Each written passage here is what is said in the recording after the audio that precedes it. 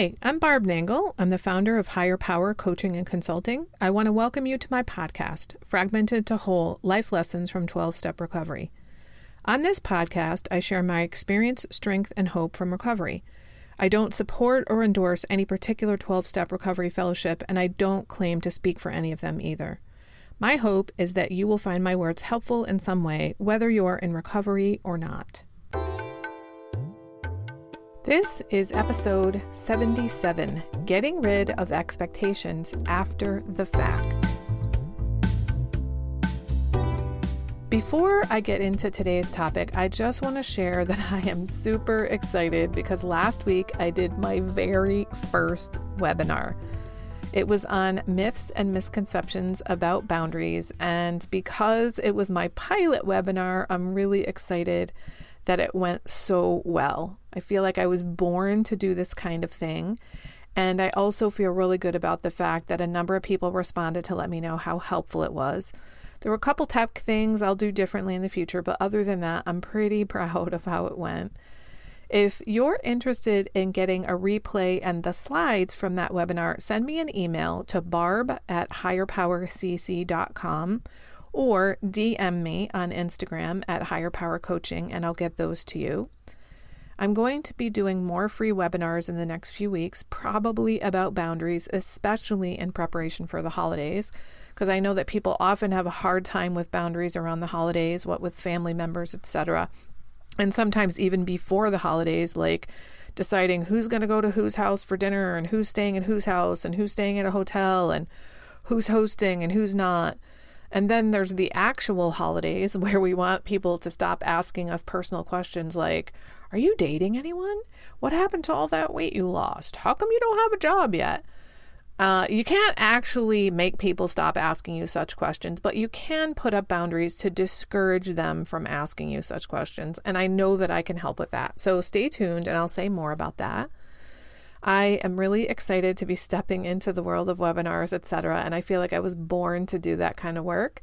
I feel so blessed to have the ability to articulate what I've learned from overcoming my pain and my dysfunctional patterns in such a way that it helps other people.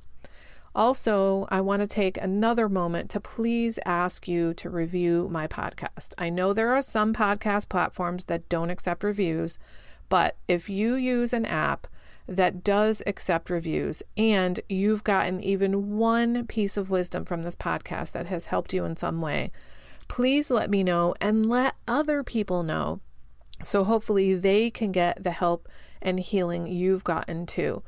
I was just talking to somebody the other day who told me that they have been using the phrase, bless them, change me, over and over and over again, which they learned from my podcast, and it has revolutionized things for them. I wouldn't have known they had that experience if the person had not told me directly. So I'd love to see your reviews, and it also helps other people find the podcast. All right, let's get into the topic of getting rid of expectations after the fact. I knew before I even got into recovery that expectations are premeditated resentments. I just had no fucking idea how to not have expectations. I've gotten a lot better about not having expectations, not being attached to outcomes. And in fact, I do have an episode about overcoming unrealistic expectations. It's number 31. However, I still sometimes find that I have expectations, but I only realize that I had an expectation when the expectation doesn't get met. That is, I didn't even know I had an expectation. Then I get upset and I examine why I'm upset, and I'll realize, oh, I had an expectation that was so subconscious that I wasn't even aware of it until it didn't get met. Now, as soon as I see that I had an expectation, I unhook from that expectation. At least that's what I call it. I retroactively let go of that expectation. I look at the situation and I think to myself, oh, okay, I had an expectation. For example, I said, I love you to someone a while ago and they didn't say it back. I got upset by that, and I realized when I said that I had an expectation of that person saying, I love you back to me. But the only way I realized I had that expectation is I felt a little wounded when they didn't say, I love you back to me. And then I thought, what was that wounding about? And it was about me having an expectation of them saying, I love you back to me. And then I thought, well, why did I have that expectation? Did I say I love you to that person just so they would say it back to me? Or did I say I love you to that person as a genuine expression of how I was feeling in the moment? When I thought about it, I realized I said it because it was a genuine expression of how I was feeling in the moment. It wasn't to get them to say, I love you to me. Now that I'm in recovery, I know that people love me through their actions. As one friend in recovery says all the time, love takes effort. So it's not necessarily from people telling me they love me. It's from showing me that makes me feel loved. When they do kind, loving things for me, which may include saying, I love you. But I would much rather have someone express their love to me genuinely because that's what they're feeling in the moment than have someone say, I love you just because they feel like they have to after I said it to them. Something came to mind as I was preparing for this podcast, and it's the idea of assumptions and how making assumptions is kind of the same thing as having an expectation. So here's another situation of where I was able to unhook from my expectation after the fact. I made an assumption in a work situation. I had assumed that simply because I was an employee of an organization, that I would automatically have access to some of the benefits of the customers of the organization. And when that didn't happen, I was terribly upset. I had to do some thought work on it, and I realized I wanted special treatment. I assumed that just by being an employee of the organization, that meant I got the benefits of the organization, and that was not the case. So I had an expectation of getting benefits that were not for me. And when I realized, I was looking for special treatment, that meant I had an expectation. And I was then unable to unhook from the expectation. And that removed my resentment. It just melted. And let me tell you, I was pretty fucking resentful about that situation too. Here's another example that's relatively benign, but this is the kind of thing that used to send me reeling before recovery. And I am blessed to have learned to accept so many things that really used to just piss me off before recovery, like spilling something when I'm in a hurry. And now I just take it in stride and say things like, oops, there's that gravity at work again. Anyway, back to expectations.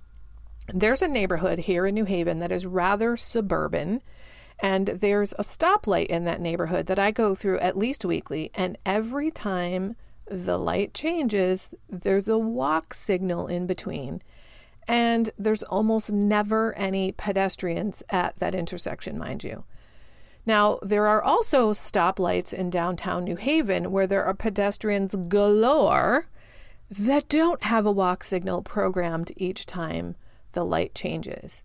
So every time I got to that stoplight and the walk signal came on, I'd get really annoyed. And when I finally realized how much of my serenity this was taking, I did some thought work on it, and I realized that I had an expectation that that light shouldn't be programmed that way. And I could either continue to be resentful about that every single time I got to that light, or I could let go of my expectation.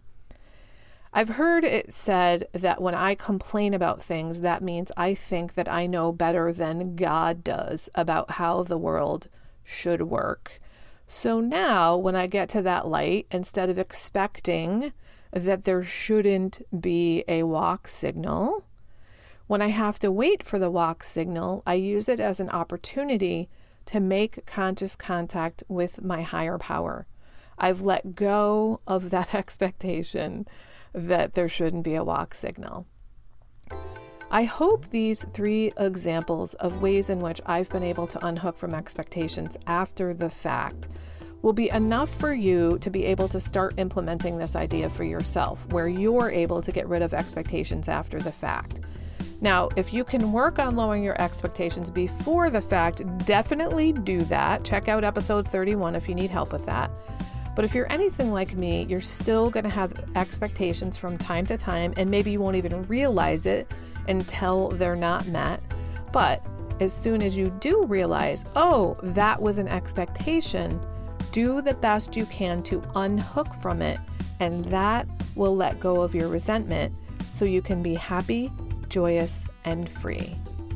May it be so for you. Oh, and if you're interested in getting a replay and the slides from that boundaries webinar, send me an email to barb@higherpowercc.com. Peace. That's it for today. Please share this episode with anyone who might find it helpful.